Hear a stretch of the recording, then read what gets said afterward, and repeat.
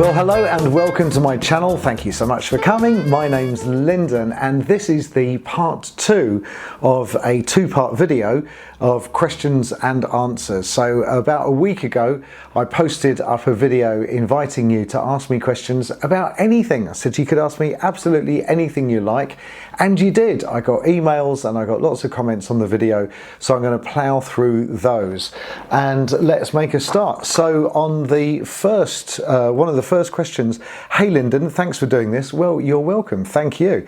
This is from P Saxophonist, by the way. We have always known the wonderful, informative and candid Lyndon over the videos. Thank you. But I have the following curious questions to allow all of us to know you better. How did you get started with playing the saxophone? What were you doing before that? And what made you make the decision to make a living on music? Well, I was 26 when I started playing the saxophone, and I'm 28 now, so that's 27, 28. No, I'm not.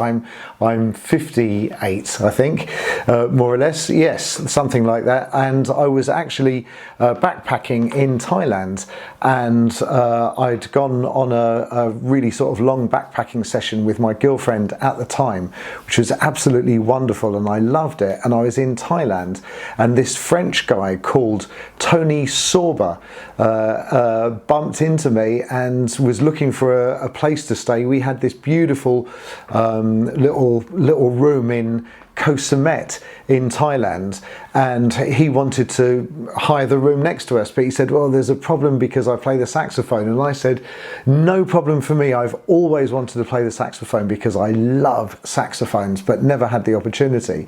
And he said, well, let me teach you. So he gave me some free lessons on the sax, and actually me and my girlfriend and he and his girlfriend at the time spent about 6 weeks together traveling around Thailand. We went up to the north of Thailand, and he was very strict with me. Actually, he said, he was a French guy, he said, hey, have you practiced saxophone today? And if I'd said no, he was, oh, don't waste my time, I'm a professor of music, you have to play. And he just got me playing, and I've been playing ever since. And I knew as soon as I had the instrument in my mouth that this was something that I always wanted to do, regardless of how good or not I was. And I still feel like that to this day. I wish I would like to get better, and I practice in order to get better, but I love playing the saxophone, and I love anything to do with saxophones and talking about saxophones. So that's what I was doing before that. Well, I was just backpacking actually, and when I was 26 or 28, I think I was working on I had my own market stall business, which I eventually built up. I had a market stall business in London, so that's what I was doing. How did you make a decision to make a living with music? Well, that's a little bit more of a complicated story, but I built up my market stall business, and in the end I ended up with a kiosk in a big bus station, a coach station, Victoria coach station, and I had a kiosk there selling silver jewellery, and I was doing music on the side, and I built up the music side of things, and eventually we sold that business and we went full-time making music. That's the sort of short story of how it worked, but that's how I got into doing it full-time. How did you start to know that you are ready to gig and know that you're good enough for paid gigs? Well, that's an easy question for me to answer, because the way that I knew was through busking, and I did a lot of busking in London, and the way I got into busking was I used to have a small motorcycle and it kept getting stolen, and and the last time, I don't know why I'm laughing because it's not funny, it used to drive me mad, and it got stolen about 4 times. The last time it got stolen, I was so stressed and so tense and so upset. I thought, I'm just going to do something crazy, and I went home and I got my alto saxophone and I stood in the middle of the street and I just went, da, da, da, da, da, da, da, and I started blowing crazy blue scales. And again, to cut a long story short, the manager of the supermarket that I was standing in front of came out and said, could you come and stand by the door and play some Christmas carols? We'd love to have you. And I started busking, and I got a very good response. People started literally throwing money into my case, and I realized that I had something. And then I went busking, and then I did a lot of busking sessions because I really enjoyed it and I interacted with people, and that's how I knew. So if you're not sure whether you're good enough to gig or to get paid big gigs, go busking, because that is the acid test. If you can busk and you can do well at busking, that is the hardest gig you will ever have, because the members of the general public will not pull their punches. If they think you're not ready to do that, they'll certainly let you know. So that's how I knew that I had something potentially was good enough to actually charge money to do gigging. Since you did not go through a formal education route, how did you accumulate all of this wholesome knowledge? How long did it take for you to know what you are teaching through your videos? Well, it's a good question, and my personal acquisition of knowledge and understanding of music is a never-ending thing. I have a side to my character which is a bit of a nerd, you know, and I kind of like scales and arpeggios and chord tones, and I like knowing what's the difference between a Dorian and a Phrygian. I just find it really, really, really interesting, and I just picked that information up on the way. I did do a workshop in London when I first started on a Saturday morning. There was a Saturday morning sax class, and that kind of led on to a jazz workshop which I also attended, and I think that was very much part-time, like one evening a week or something like that, and I did that for a while and I picked up a lot of knowledge there. But otherwise, Jamie Aebersold books, absolutely fantastic. I thought they were really, really good, and I did the Jamie Aebersold course as well, so you should check Jamie Aebersold out because he's fantastic. So I hope that answers your questions. How long did it take for you to know what you were teaching through your videos? Yeah, well, that's how I acquired that knowledge. And then Gotta N6U asks, when will your improv course be available? My website has been delayed and delayed and delayed, as websites often are. I'm not surprised. It does take time. We do want to get it right. We're just going through the process now. We are kind of mid-October 2024. We're going through the process now of just testing everything. We're doing the final checks. It should be any day now, but I've been saying that for ages. But really soon. I do hope, and I will make a video when it's ready for you. And then Laura, WG5JK, says, oh, I love these kind of videos. Thank you, Laura. Thank you for doing it. Well, you're more than welcome. Since you're the best explainer out there, oh, really? I do try. Would you please differentiate between key signature and key center? I'm never really clear on the difference. I understand key signature, but not really understanding what a key center is. And can you show an example? Key signature is just when you've got a piece of written music and you've got two sharps at the top of the sheet and it tells you that you're in D major or B minor, that is the key signature. And key center is what the whole piece is kind of rooted in. So you get tunes like Autumn Leaves and they're kind of in a certain key, and that is your key center. So it's the overall overriding key that the piece of music is in. That's my understanding. That's my understanding. Anyway, could you show an example? I can't really do that here, can I? But I think I've explained it. Is that okay? RSK Smiles, who asked a few questions, I think, and has been, thank you for all of your feedback, RSK. Hi Lyndon, love the channel, love everything you're doing for me in our lessons. You're welcome, sir, you are so welcome. This is Robert, isn't it? Of course, right? My first question is, how do you go about memorizing the music that you play? Well, I've done a video about that, and the short answer is I look at the notes and play them, then I look at the notes and play them and try and feel it, then I have a soft focus on the notes, so I'm looking at them but not like directly at them, and then I'll try and play those same bunch of notes without looking, and if I make a mistake I'll come back and correct it, play it again by ear, and I just repeat that process over and over and over, and that process has become a lot more straightforward and over time. But I have made a video about how to learn music by ear, so have a look at that. My second question is, do you play from sheet music or always play by ear?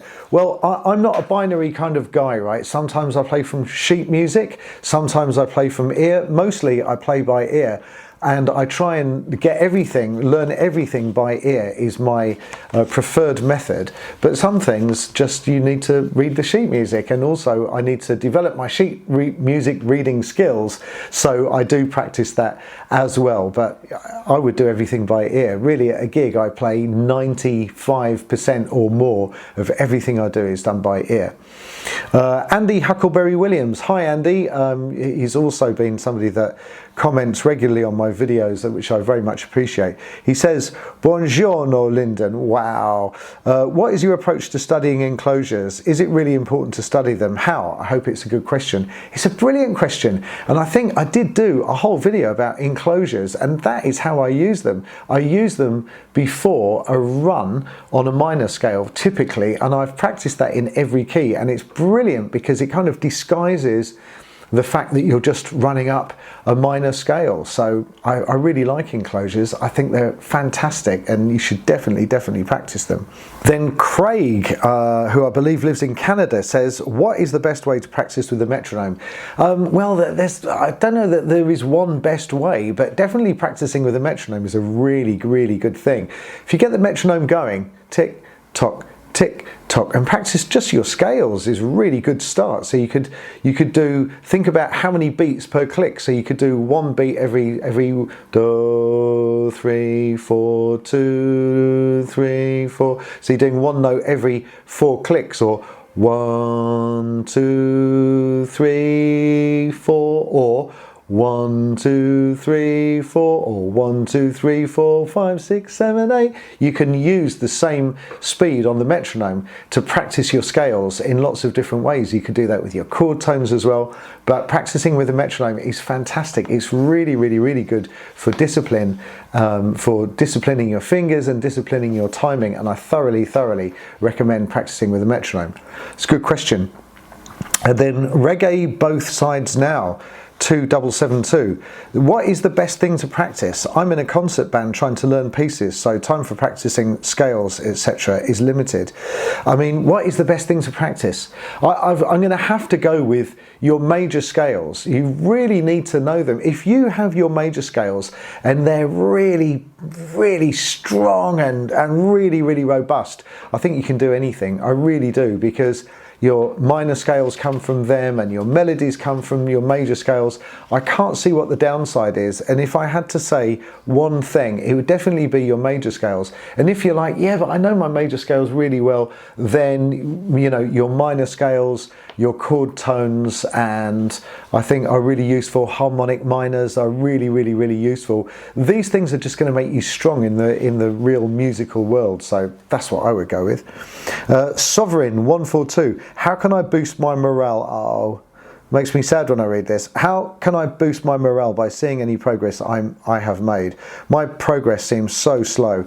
Well, I am totally the same as you. My progress seems impossibly, my personal progress just seems really slow. But that is the nature of progress. You know, you're progressing incrementally, and what you could do, right, is take a musical picture, make a recording of yourself doing a tune now with a backing track, make a really good quality recording, and then think to yourself, I am going to practice my head off for a year. I'm going to come back and I'm going to make the same recording, maybe with some improvisation, and see how much I've improved. That would be a really good way to go. But I want you to know that even though you can't see your progress, you are progressing. You absolutely are, I promise. You just need to stick at it. It's just that the progress is incremental because it's from day to day. You just don't see it, but it really is there. I promise, it really is. But that's a good idea, you know.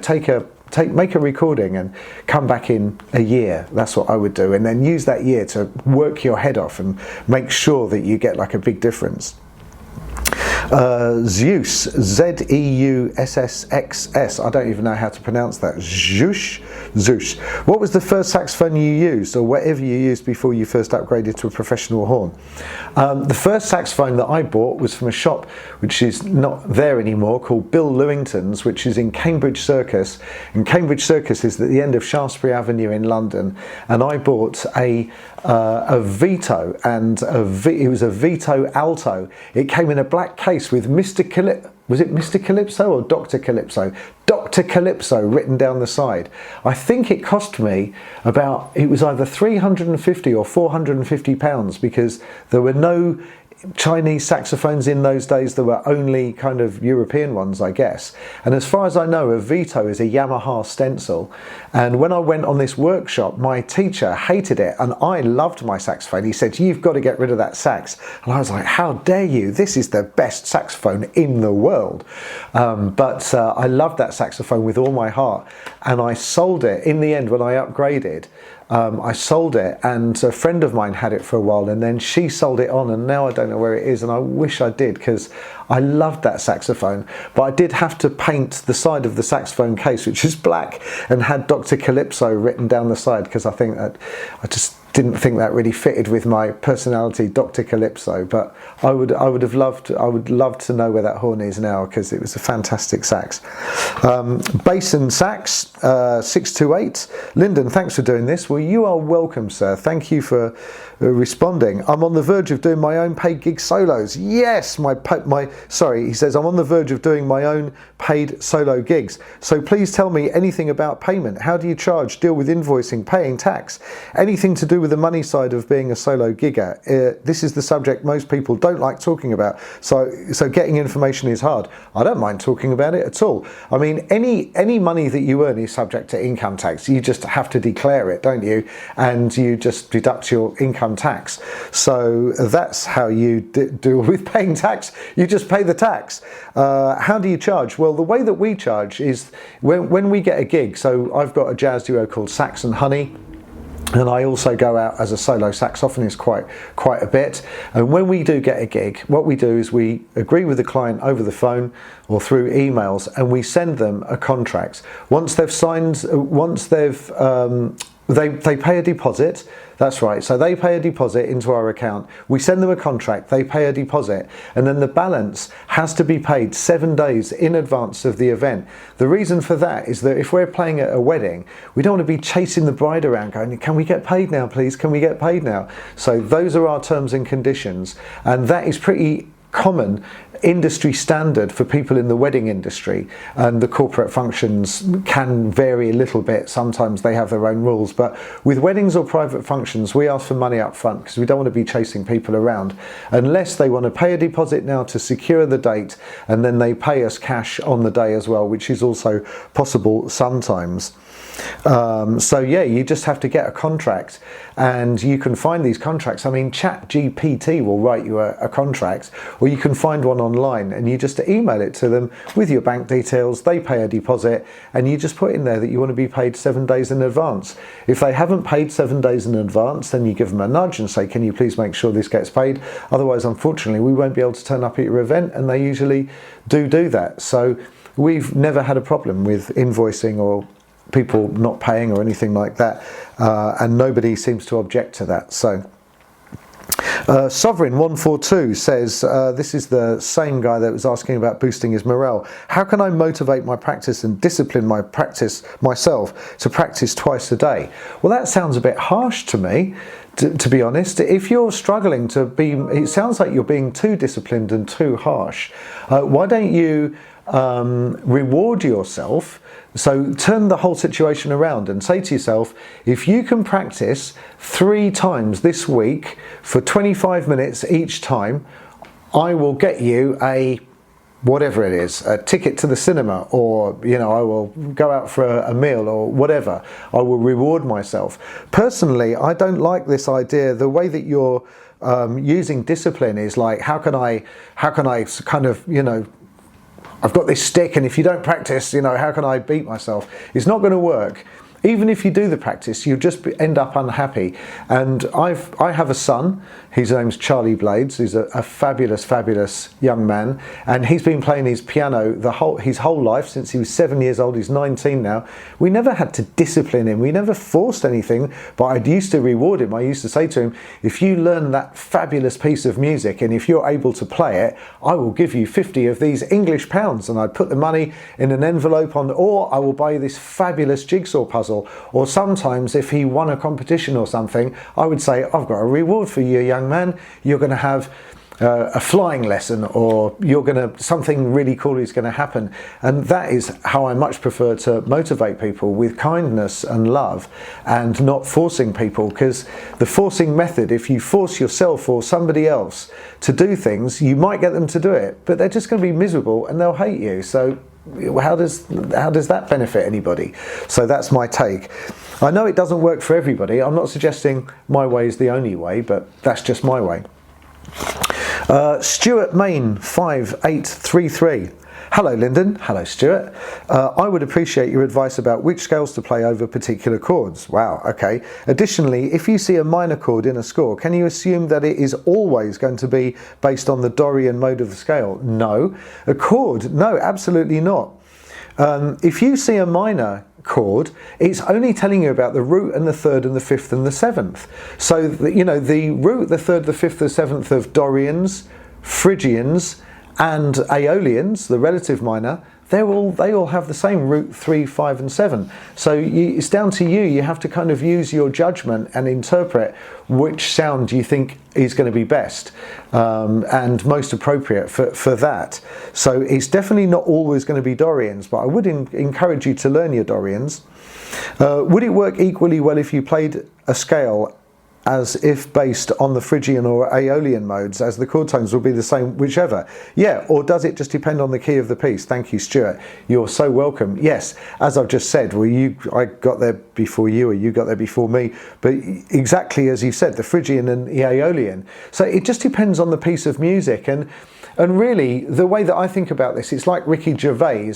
How can Ricky Gervais get away with saying these outrageous things that are very funny and very clever, but if I tried to do it, it just wouldn't work? So, if a really skilled saxophone player wanted to use a Phrygian scale, they could make it work, and perhaps I could play exactly the same notes, but just not make it work as well. It's down to you as an individual to make these things work.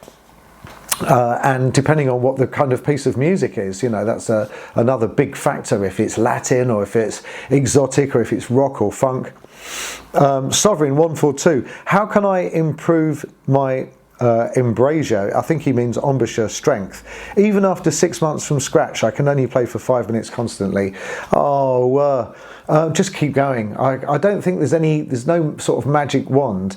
Just take little regular breaks. So play as much as you can, take a little break, rub your face, get the oxygen moving in your chops, rub your face, have another go. Just keep going. It will come with time. I promise, it really, really will.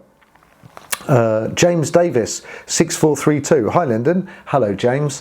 What do you think is the best way to practice altissimo notes and the best approach is to bring these notes into live performance? Well, I must confess I don't use altissimo very much. The reason for that is that I play at weddings, and it's not really the appropriate place to play altissimo. So it is a bit of a gap in my own development and growth. I know that's terrible, but it's just true. I can play some altissimo notes, but I just don't use them really. I just don't, it's not, I play kind of gently and pretty and beautiful, and that's what I've been doing, whereas altissimo is like, it's got that such a high level of intensity.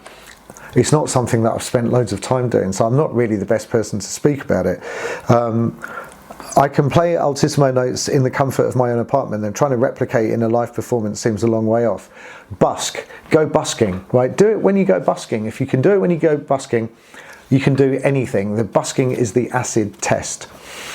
David's 3564. What's a single, really simple way for a beginner to break out of repetitive up and down arpeggio lick when we can feel it getting boring? As an Englishman at a certain age, were you ever in a punk band?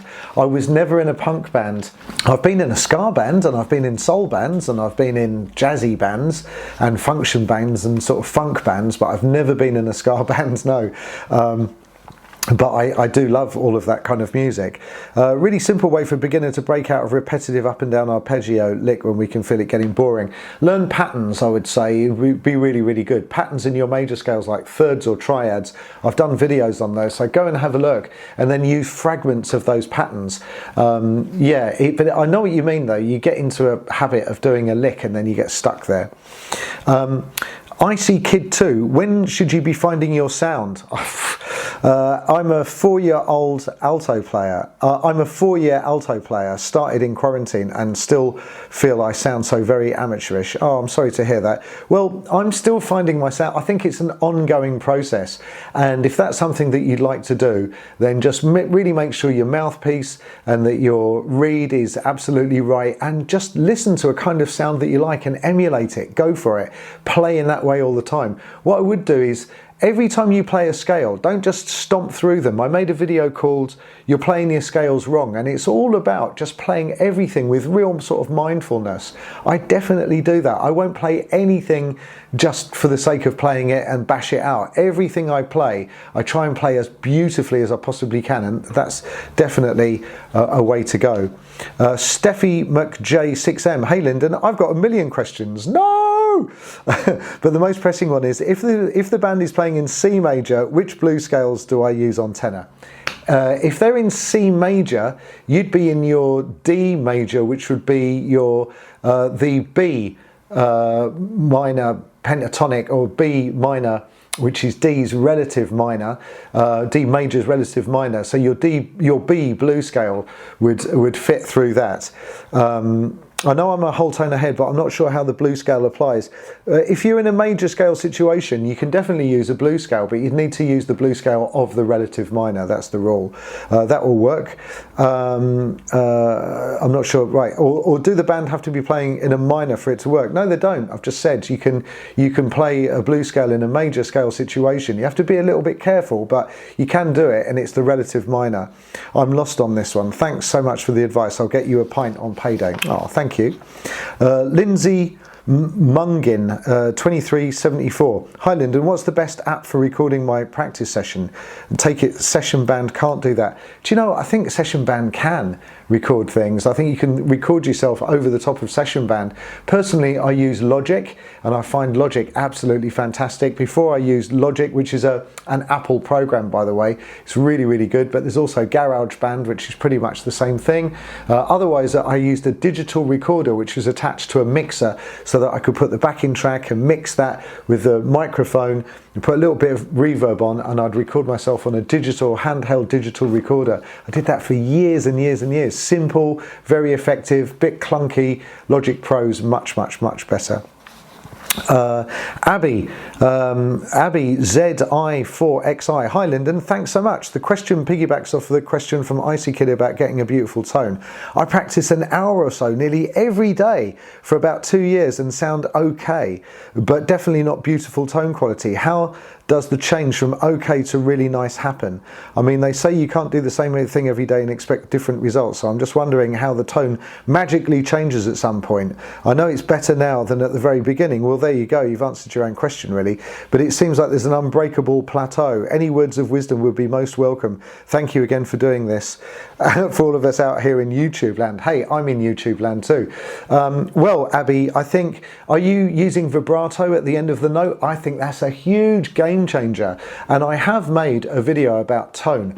Open your throat, get your lip out, make sure your mouthpiece is really good, make sure you've got the right mouthpiece and reed set up, and just be mindful. Everything you play has to be played really, really, really beautifully, and definitely putting vibrato at the end.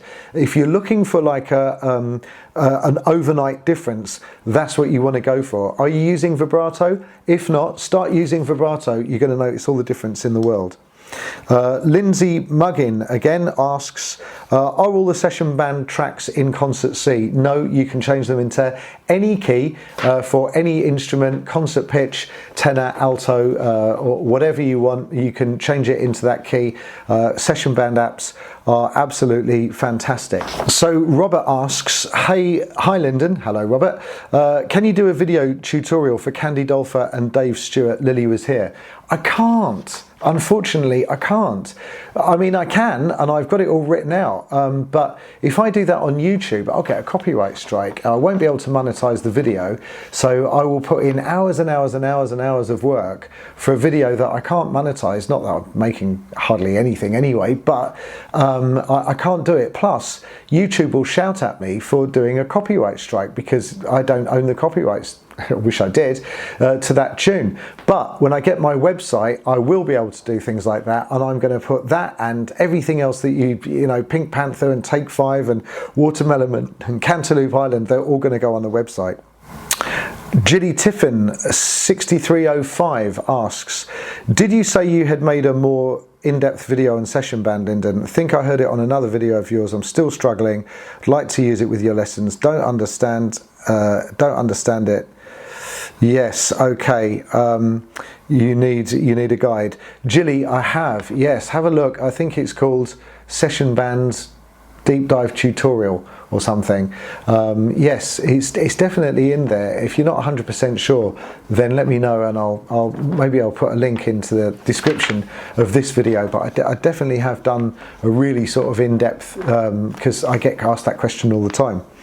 And then John asks, hi Lyndon, firstly I'd just like to say how much I enjoy your wonderful channel and your approach to teaching sax.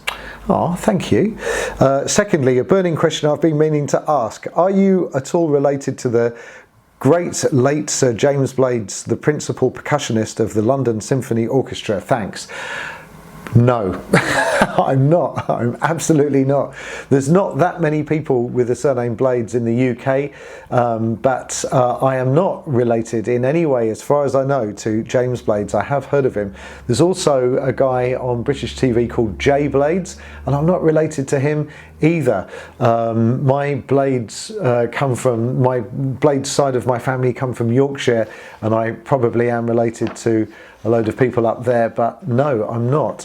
And the last question is, when is your website coming out? Such a good question. My website is coming out really soon, shortly after making this video. Please, please, the gods of websites.